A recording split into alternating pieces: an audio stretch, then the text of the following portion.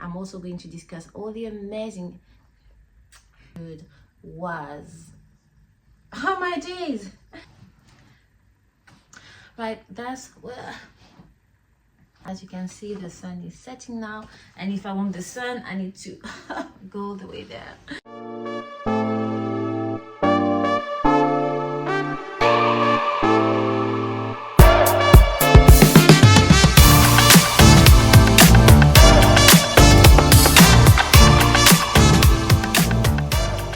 Hello my lovely people, I hope everyone is doing absolutely well. I hope everyone is trying to do the best they can with what they have. I'll do the best I can with what I got. Oh! And I hope you're managing to maintain yourself in high vibrations. Not always easy. Right, today we are going to have a book talk. We are going to talk about sisterhood in action, and the discussion is including some of my favorite authors, so I am excited. For this discussion, I'm going to use this book called The Sisterhood, written by Courtney Thorsson. So this is already academic writing, so there is no reason for me to make a book review because the expertise is already within the book. Okay, so today I'm going to have a book discussion because sisterhood is just pivotal. The Sisterhood was a network of Black women writers created by June Jordan and Alice Walker by the end of the 1970s. It was by pure coincidence that I came across this book. So what happened was that, as usual, I was stalking my favorite author, Toni Morrison. I was just trying to get more information about her writing routine, how she managed to have a social and personal life while writing. I wanted to learn a bit more about her craft and how she managed as a Black woman, a single mother, just to build up her skills and to believe in her dreams. I was looking for inspiration. And I came across this picture that you see on the cover of the book, and I was like, OMG, look at this. You have so many gifted, talented writers gathered in one place. I was like, what is it all about? I wanted to know everything about this picture. When was it taken? What was it all about? What was going on? And that's how I realized this was part of a project. I mean, look at this. In this picture, we have Verda May Grosvenor, Alice Walker, Laurie Sharp, Toni Morrison, June Jordan, Nana Maynard, Ntozake Shange, and Audrine Ballard. From left to right. So let's discuss this network called the Sisterhood and why was it monumental. And I'm also going to discuss all the amazing things I have learned in this book. It's really important for me to make this video because I deeply admire the work these Black women writers have accomplished, and it's really inspiring to learn about a collective of literary luminaries whose voices and whose brilliance have impacted the American literary landscape for generations and for decades to follow. Essentially, the Sisterhood is a network of Black women who are writers, and they gathered from 1977 to 1979. So it was short-lived, but the impact was monumental. It was a gathering to promote sisterhood, solidarity, protection, and support. We have to understand the context to make sense of the importance of such a gathering at this specific moment. We are at the end of the 70s, and in the literary world, there is this Black women writers renaissance. So prior to the 70s, prior to that golden age, Black women novelists existed, but they were largely ignored, trivialized, dismissed, and they were essentially silenced.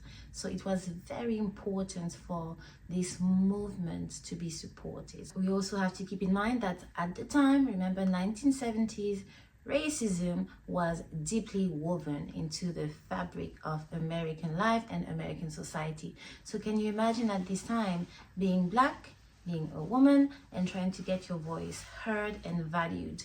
That was an immense struggle. When I mentioned the fact that racism was deeply woven into American life, just think about the fact that Jim Crow laws only started to become or to be dismantled in the 1960s. I need to tell you what it is. To summarize, Jim Crow laws were a set of laws that were enforced in the southern part of the United States to enforce racial segregation, and it had a deep impact on social life in the southern states. Under these laws, racial violence, racial terrorism were protected by the law. Discrimination was protected by the law. Racism was thriving under Jim Crow laws, and it's only when the Civil Rights Act of 1964 as well as the Voting Rights Act of 1965 came into action that these laws started to be challenged and dismantled. So yes, 1970s racism was a big issue on the agenda. Although they were challenged and then dismantled in the 60s, the shadows of Jim Crow laws carried on much longer. So you get the picture.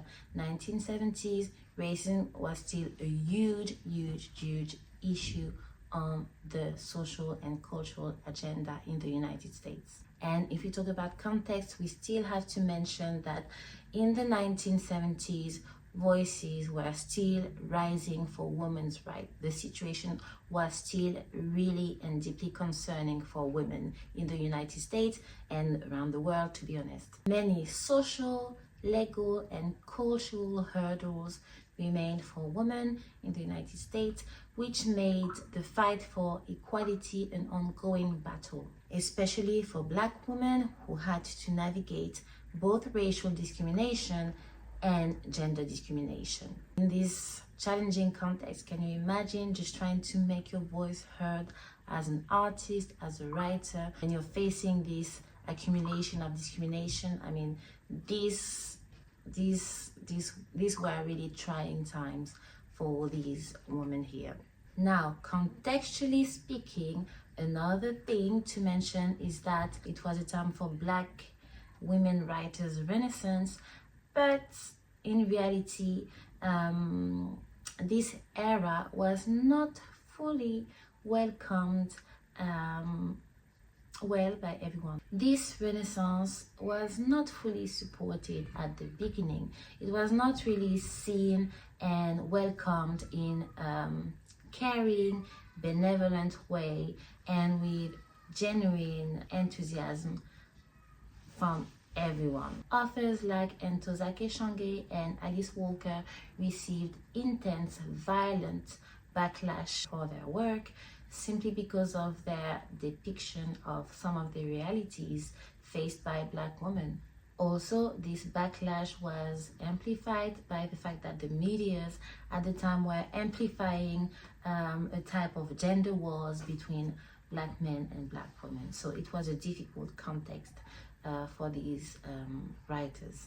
Nevertheless, these women persevered, and their contributions to culture and to society were huge. It is true that at the time in the 1970s, if we focus on art, we already had music, which provided a little space for personal expression and advocacy for Black women, although in reality there were a lot of issues in the music industry as well.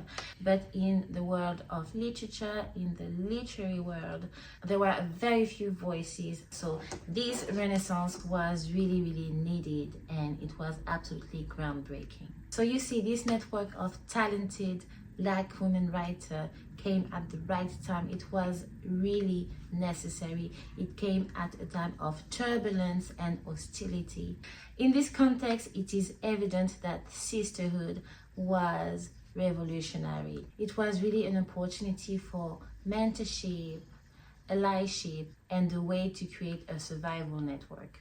When you think about Sisterhood, you think about care, solidarity, support, protection, activism, friendship. And this is really what Alice Walker wanted to do. She wanted to create a network and to have friendship at the heart of this project. She really wanted the Sisterhood to be a place for emotional support, psychological support, and a place to just be, to just explore, and to just be encouraged in a creative journey. So page 50. Yes, I'm going to read a short passage. So the Sisterhood intended to be an association of Black women who are writers, poets, artists in the broadest sense of these words. The Sisterhood would serve the purpose of unifying us and strengthening our bonds with one another through the sharing of ourselves, our art, our experiences, our food, our love, and our ideas. Alice and June really made a point of creating a warm, inclusive, welcoming atmosphere free of competition, ranking, and any type of superficial drama. Now I'm going to go back to page 3, and there is a very insightful passage. This is Alice Walker describing the formation of the Sisterhood, and then she explains that she was friends with June Jordan. Her and June Jordan were friends, and she felt like it was important that Black women writers knew each other and had an understanding that they were never in competition for anything, and that they did not believe in ranking, and that they should support one another. How beautiful. My little hearts. On top of the emotional support, this network was also a way to bring about social change and cultural change. It was a way to bring awareness to the range of issues Black women were facing in the United States at the time. It was a way to advocate for one another, and it was also a way to share ideas and to support one another for professional advancements. Sisterhood was also crucial in the sense that these women needed one another, because as Alice Walker say, a lot of people don't realize how hard it is to be an activist, how strenuous it is to fight for change, to fight for social justice. They don't realize the weight of what she calls the glamorous, invisible work for liberation. So it's very important that these women have a space where they feel seen, where all their work is acknowledged, because there is so much that happens behind the scene, and to recharge, to gather strength, and to get support, to do more, to go out in the world and do more. Okay, because you cannot pour for an empty glass. You need to find these spaces that allow you to be refilled. You need to find these people who give you energy, who help you feel whole and recharged. One last point about sisterhood, and this is also mentioned in the book. Sisterhood is also what inspired Alice Walker to make sure predecessors or foremothers like Zora Neale Hurston get their flowers, really. She felt a responsibility to honor and redignify the amazing work done by Zora Neale Hurston, as her literary genius was largely ignored while she was alive. So it's a way to bring back justice. It's also a way to help create a lineage of Black women writers from the past who were, again, as I said, largely ignored, and who could inspire a future generation of writers. In the book, we also see that they had plans to extend this network of sisterhood to other parts of the United States and also in other regions of the world. So globalized sisterhood, international sisterhood was also a plan. But really, sisterhood saves lives, and sisterhood can be a lifeline in a lot of situations, especially if you're a woman who belongs to a minority group or who live in difficult circumstances, and you're coming from a disadvantaged background, you're marginalized. In this context, sisterhood make a huge difference. Right, on this section I'm going to talk about sisterhood and the feminist movement in the 1970s.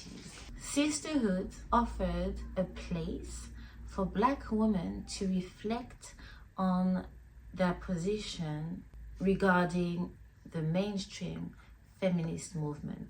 It offered them a place to reflect about their position within the movement as well. Realistically, think about it, think about the context, social context, racial context, the history. Realistically, it was difficult to fully subscribe or to fully align with the movement without question. Many Black women recognized shared concerns with mainstream feminist movements, but the reality is that the lived experiences of Black women in the United States in the 1970s were hugely different. Black women in the United States at the time were facing unique challenges left by the legacy of slavery, the destructive impact of slavery. This is an impact that still resonated centuries later. As a result, many Black women held ambivalent feelings toward the feminist movements. Not to mention that within these movements, Black women were often excluded or marginalized, or their voice were not really valued at the time. This is something that needs to be developed in another video, but this is such a rich topic because this is so important to understand the social, the cultural differences, and to understand why many Black women took certain positions, and why Alice Walker had to create another term, which is womanism, that could better reflect the positions with a capital S at the end, because Black women are not a monolith, but the positions of Black women regarding feminist ideas. There is a common fight for women's right to be respected, for legal protection, social protection, but the really, certain aspects, certain positions are different. I am now going to talk about the goals of this amazing network of fantastic women. One of the goals of this network was to create a safe space. Okay, so although it was a Black women writers renaissance, these women needed a safe space. It was very important because they were usually challenged by the medias, by the literary world, by society. So they needed a haven, a safe space where they could flourish, where they could exchange, where they could cooperate with fellow artists. It was a place to find support, to build relationships, and very importantly, crucially, to get some sense of protection. You belong to a group and the sisters are here to protect you. It was very important because, as I mentioned earlier in the video, when Ntozake Shange released her how can I describe it, her soul quaking work, this work really touches your soul. It touches your soul in places that, when she released For Colored Girl, she did receive an amount of backlash that was surreal. It was, she said it was crazy, it was scary. People were simply trying to muzzle the voices of women. Once again, they were trying to silence their experiences. Some people felt that it was counterproductive for Black women to talk about their struggles within the communities, while the most pressing goal was to fight for racial justice in their opinion, in their view. But they go hand in hand. Both needs to be addressed if we want to have healthy, safe communities where we can thrive. Let the women express themselves, let them access basic rights. I think it was a bit sad that the voices of these writers were so violently challenged, and it shows that as a woman at the time you couldn't really express yourself. You were really limited in what you could say as a Black woman. Let me know in the comments if you think that things have improved a lot. I'm really curious to hear about what you think about the liberation of the voice of female writers and Black women writers in particular. It's exactly for all these reasons that such a network was crucial. And in this regard, I would also like to mention the work published by Toni Cade Bambara in 1970 called The Black Woman, which is also mentioned in this book, where Toni Cade Bambara says that it was now time for women to turn toward each other, to make sure these safe spaces exist, to make sure that they are protected, and to make sure that they are a place for nurture and also conducive to social change. Another goal for this association of brilliant mind was to challenge the world of publishing and to challenge academia.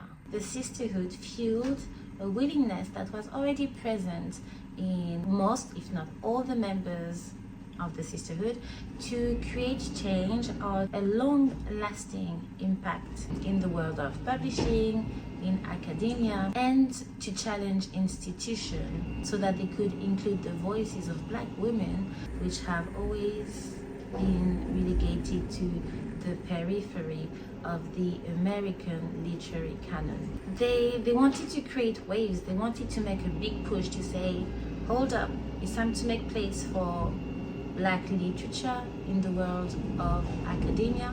We need to make a place for Black studies in the academic world. And they really wanted to make sure African American literature was taken seriously. It was not just about getting masters and PhDs. It was also about really transforming communities. It was also about moving toward social and racial justice, fighting for more representation and a more accurate representation, a more truthful representation in the world of academia and in the world of publishing was also a form of militancy. The same way, actually, Toni Morrison regarded writing as a form of militancy.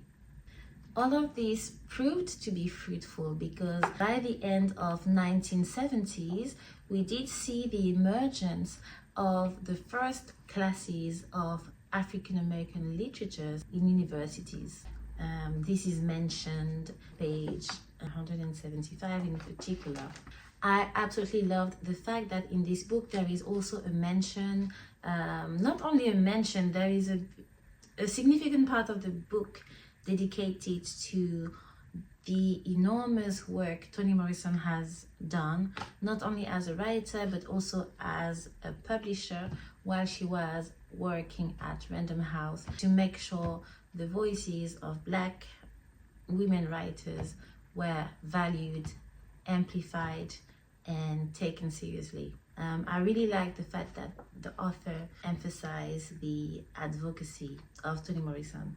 Another thing that was really important for the members of the Sisterhood was to flag all the uncredited work, all the unseen work. These women were paving the way toward liberation, and their work was very often dismissed, unfortunately, very often trivialized or minimized, unfortunately. The Sisterhood was also a place to explore identity, to go beyond borders, to challenge the status quo, to have a deeper understanding of the richness of the cultural heritage of African Americans, and much more. The common point is that, once again, the members really did see literature as a tool for Black liberation. For them, it was a way to address oppression and systemic violence, as it is so well explained in the book. In the book, there is a passage when they talk about the importance of being present in the academic world.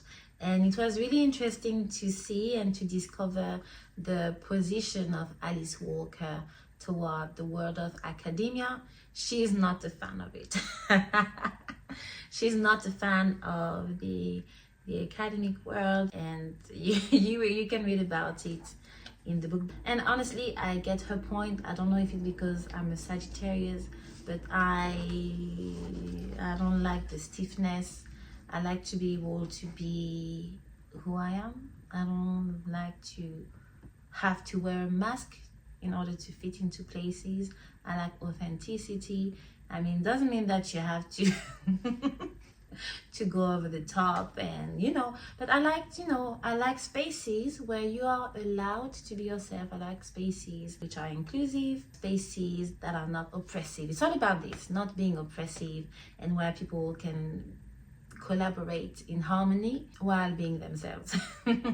I like spaces where, and I guess that's what she wants to say, places where we are open to ideas, we are creative, we are cognitively flexible, culturally flexible, accepting, and inclusive. I think that's the point. But it was really interesting. I'm just going to mention it because, once again, I don't want this video to be 2 hours. There is a mention of a loving, brilliant, impactful letter written to Time magazine to show up for Toni Morrison, to tell people what time it was. A huge list of people, artists, I can't remember if it's only artists, but a huge list of people signed a letter to complain about the fact that at the time of the letter, Toni Morrison had written 4 novels, and she has never received any of the major prizes for literature. And this is compared to her level of writing, which is excellent. It was absolutely outrageous that a writer of her caliber was completely ignored because she was Black and because she was a woman.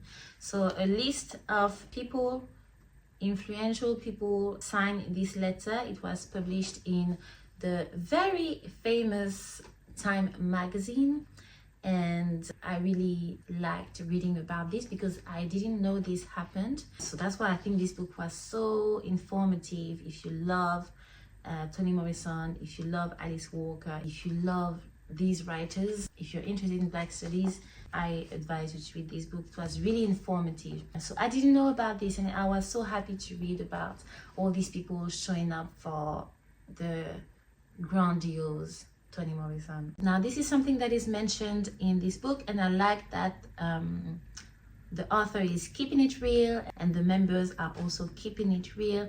It is not easy to create a collective. It is never easy to lead a group.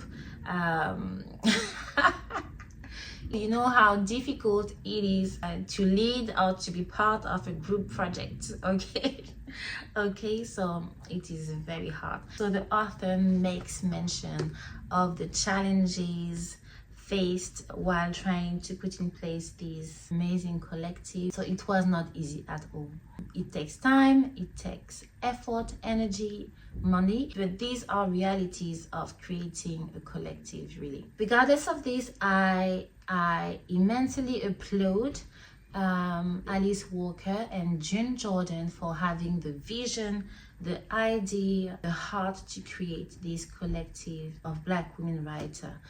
I also love and admire the vision that Alice Walker had for this project, because she really didn't want this collective to become a pressure. She really wanted the sisterhood to be something flexible, no burden, because she was already too aware of the difficulty of navigating life for these women at the time. So she really didn't want these meetings and this collective to become a burden. Okay, so now I have to tell you, I'm now reaching toward the end of this book discussion.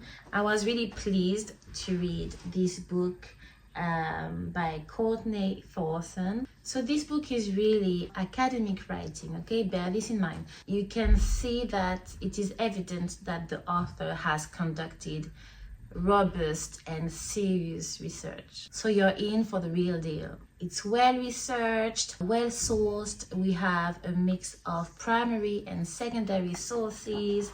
We have pictures, we have journal extracts. I was so impressed by the precision of this work. At the end of the book, you have an appendix with all the members of the Sisterhood. So all the members who have attended the Sisterhood.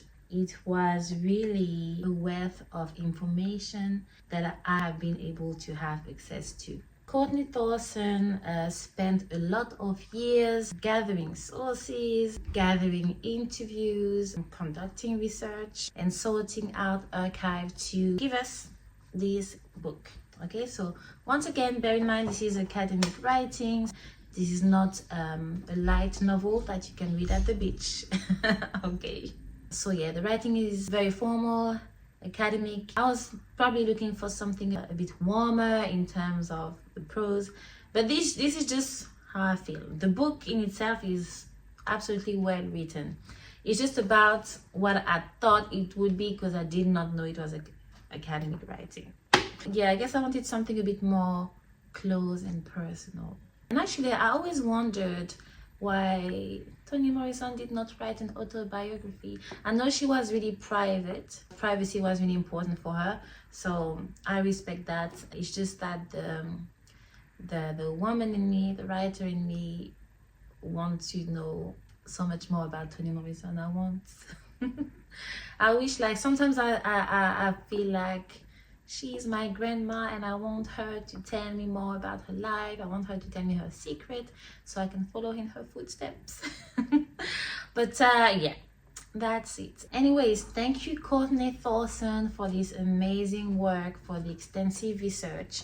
I have learned a lot, and it is really inspiring to read about this effort, the sisterhood. For me, it was so amazing to see that these women not only created amazing art, but they also wrote about social change, cultural change. And I admire them even more now, knowing how they have organized themselves, how they have done everything they could to love on one another, to care for one another, to show solidarity toward one another, and how they championed other Black women authors behind the scene. It's a lot. So that's it for me. The Sisterhood, I really recommend this book if you want to learn more about this network put in place by Alice Walker and June Jordan. And that's it for me. I hope you have enjoyed the video. I think this is something that definitely should be continued.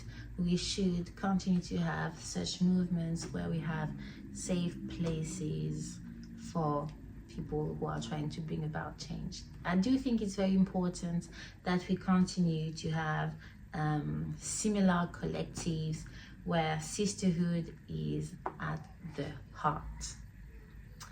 That's it for me. I did enjoy some sun today. I did get my natural light. What more can I say?